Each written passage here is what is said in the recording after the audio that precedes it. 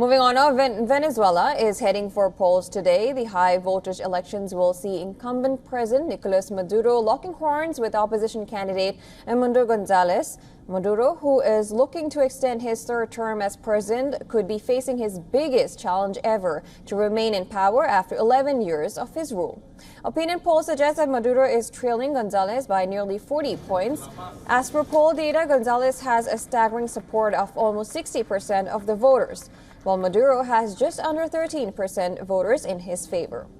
This comes after years of economic crisis and political repression that has stifled the citizens, with many leaving the country for better opportunities.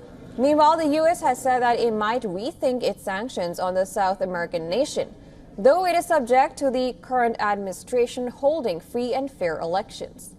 The presidential election has been under the scanner for its credibility, even though Maduro claims that Venezuela has the world's most transparent electoral system. The recent arrests of opposition candidates and decisions by election authorities, however, has led to questions from observers as to whether Sunday's election will be free and fair. Back in 2018, the U.S. and West rejected Maduro's re-election and called it a sham. The U.S. has reimposed sanctions on country's oil industry, which has been its backbone. The sanctions come after Maduro rejected an election deal intended to guarantee an inclusive democratic vote.